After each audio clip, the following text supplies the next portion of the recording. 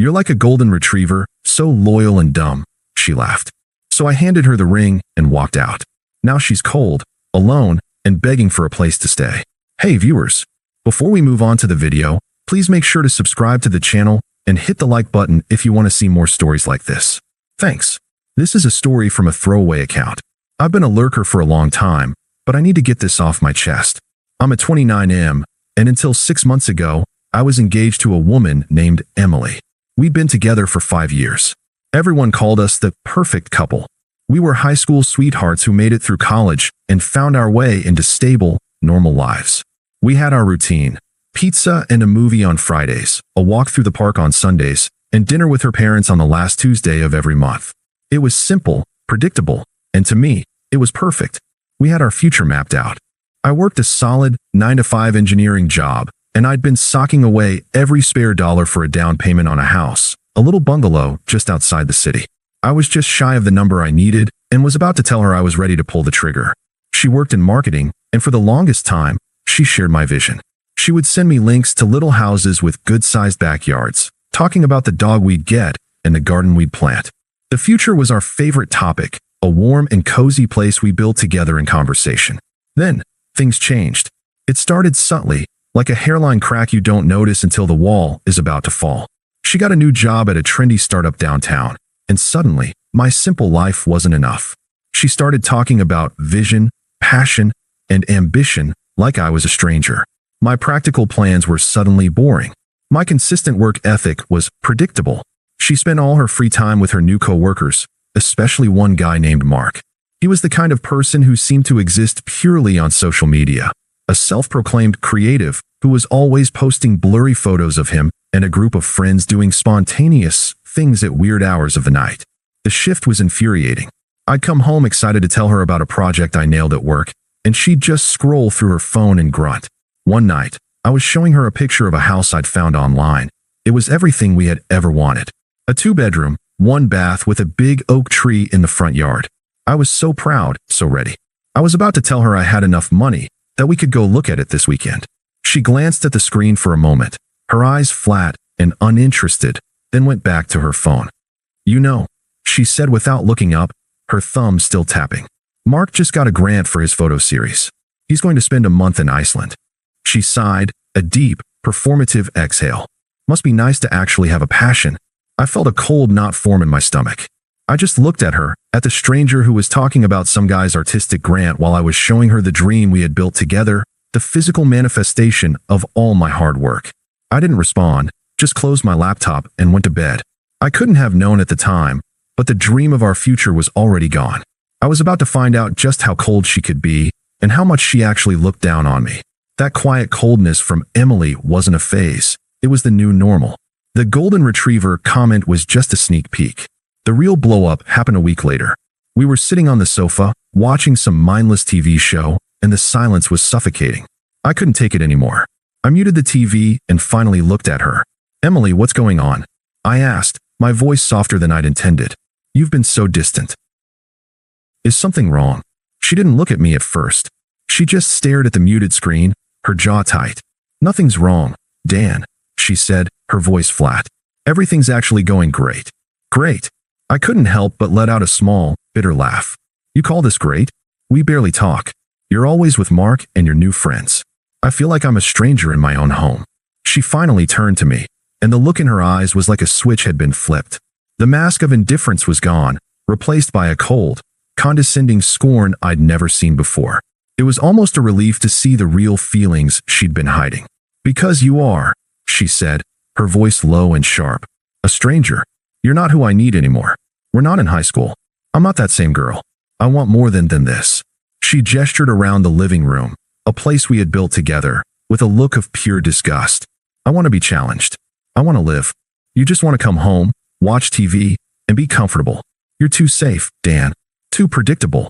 I deserve someone who understands my ambition, not someone who's just a constant presence. I felt the blood drain from my face.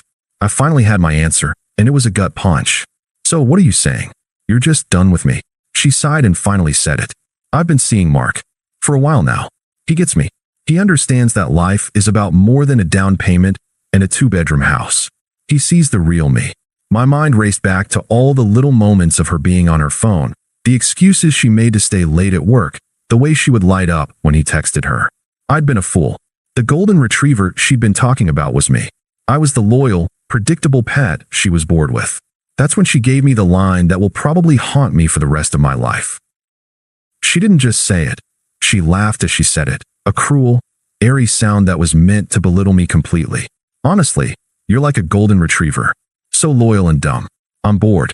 In that moment, something inside me broke. It wasn't my heart.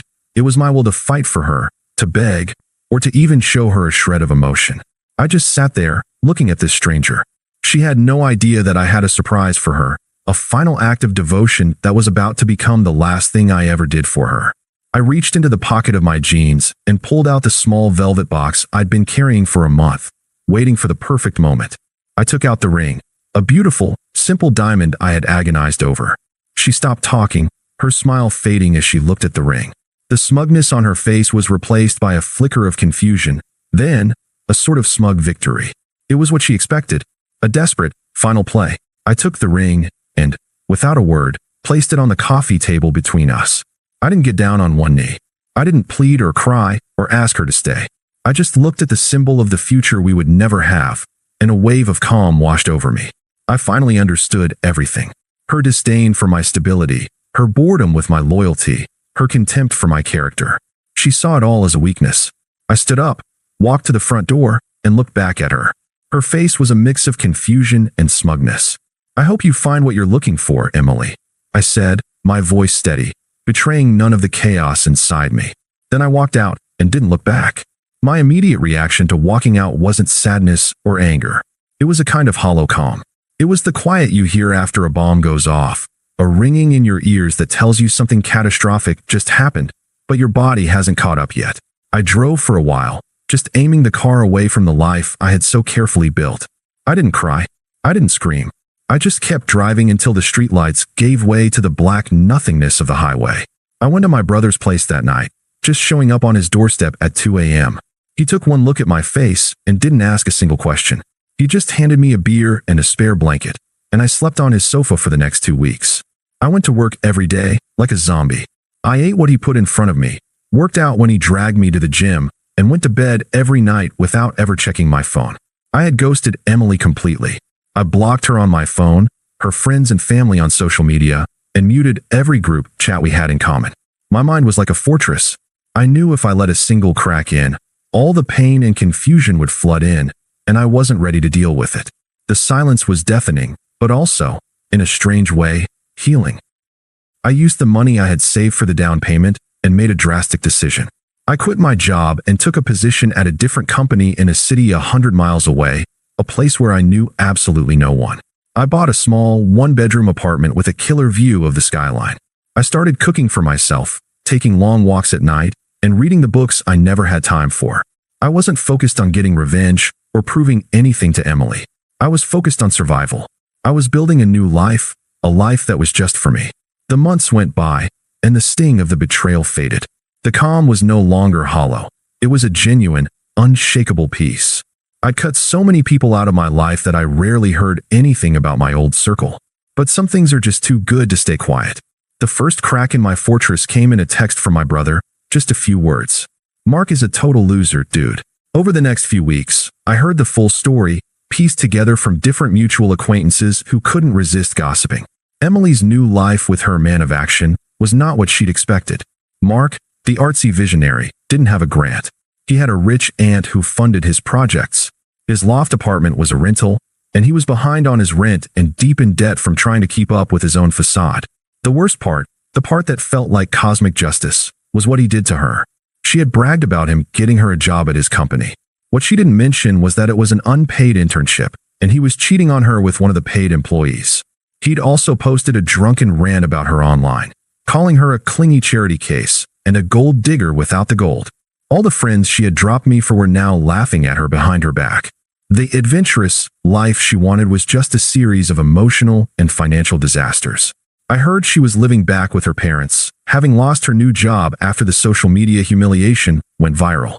She had no car, no money, and the so-called man of passion had left her with a mountain of his debt and a completely shattered reputation. The person who had once laughed and told me my life was boring and predictable was now staring at a life that had completely unraveled. She got the chaos she wanted, and it broke her. The golden retriever was long gone, and the world outside the front door, the one she'd been so eager to see, had bitten her hard. I didn't feel sorry for her, not for a second. I just felt nothing. The peace I had built was a shield against her past, and it was working perfectly. I knew it was only a matter of time before she tried to find her way back to the comfortable life she threw away. Her return attempts started exactly as I expected, a slow trickle of texts, then a desperate flood. The first one was just her number, a ghost from my past, with a single, unadorned "Hey." I didn't respond. A week later, another one. "I heard you moved. Hope you're doing well." I deleted it without a second thought. It was almost comical how predictable it was. The desperation ramped up when she realized I wasn't a backup plan she could just text her way back into.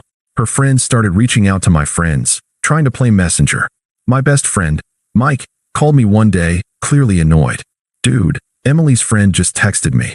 She said Emily made a huge mistake and that you guys belong together. I just told her you're happy and to leave you alone, but seriously?" I thanked him and told him not to worry about it. A few days later, my mom got a call from Emily's mom, the woman who had hugged me so many times and told me I was the son she never had. The conversation was apparently a painful mix of veiled manipulation and passive aggression. "You have to talk to him," Emily's mom had insisted. "He's so stubborn. She's a wreck. We're so worried about her." My mom, thankfully, knows me better than that. She calmly told her that my life was my own and that I was doing great, and promptly hung up. The calls and texts escalated. She started sending longer messages, full of fake apologies and selective nostalgia. "I know I messed up. I was stupid. I just miss our quiet nights in, our little rituals. I miss you." The messages became more frantic, and when she got no response, they turned bitter. "You're just going to ignore me?" After everything we had, she was showing her true colors, the entitlement that lay beneath her bored facade. She wasn't sorry. She was just mad that I wasn't there to clean up the mess she'd made. The final act of the play was not a text or a call, but a performance. A mutual friend from our old circle, Sarah, was having a birthday party. I hadn't been to any of their gatherings since the breakup, but I liked Sarah, and I was in a good place. I felt confident enough to be around my old life without being sucked back into its drama. I even brought a date with me, a witty, kind woman named Chloe. We were laughing and talking to a few people by the bar when I felt a hand on my arm. "Dan." Emily's voice was soft, trembling. She looked nothing like the woman who had laughed in my face 6 months ago. She was thinner, her eyes hollow, and she was wearing a cheap, ill-fitting dress. I glanced at her hand on my arm and then looked her in the eyes. I felt no anger, no sadness, just a profound sense of detachment. "Hey, Emily," I said, my voice as neutral as if I were talking to an old high school acquaintance. I introduced her to Chloe. "This is Chloe." Emily barely acknowledged Chloe, her eyes fixed on me. "Can we talk? Alone?" she pleaded, her voice a desperate whisper. Chloe, sensing the tension, gave me a reassuring smile and excused herself. We walked away from the crowd to a quieter corner. The desperation was radiating off her. "I know you won't believe me, but I am so sorry. I was lost. Mark, he wasn't who I thought he was. I've lost everything, Dan. My job, my apartment, my friends. He made me feel crazy, and I have nothing. I'm back with my parents, and I just keep thinking about how good things were with you. How you protected me. We could have that life again. Our life. I know it's crazy to ask, but can we try again?" She was crying now, the tears streaming down her face. It was the moment she had been building up to for months, her grand apology, her final attempt. I listened to all of it, every word, without a single emotion flickering across my face. When she finished, the silence stretched on for a moment, and then I spoke. "That's where you're wrong, Emily." My voice was calm, firm. I wasn't shouting or getting angry. I was simply stating facts. You're right that Mark wasn't who you thought he was. But the man you think you knew, the man you're begging for right now, isn't who you thought he was either. He doesn't exist anymore. He's gone. That old life, our life, was built on a lie. It was built on me being a golden retriever, as you so eloquently put it. It was built on me protecting you, forgiving you, and putting your feelings ahead of my own. That's not who I am anymore. I paused and took a breath. You said I was a man of plans, and Mark was a man of action. Well, I acted. I took all the things you called boring and built a new life, a real one, far away from all this. I don't know that person anymore, and I don't want to. I'm happy now. I'm building a life for myself, not for a woman who looks down on me. I'm not a security blanket, and I'm done being warm and cozy for someone who gets bored so easily. I turned, leaving her standing there, alone, a single tear running down her face. I walked back to the bar, back to Chloe, back to my new life. When I got back to the bar, Chloe smiled at me. I wrapped my arm around her, and in her eyes, I saw what a real, grown-up life looked like. And it wasn't the life Emily wanted. It was the life I had built without her. Thanks for watching. Make sure to subscribe to the channel and hit the like button. What do you think about this story? Share it in the comments.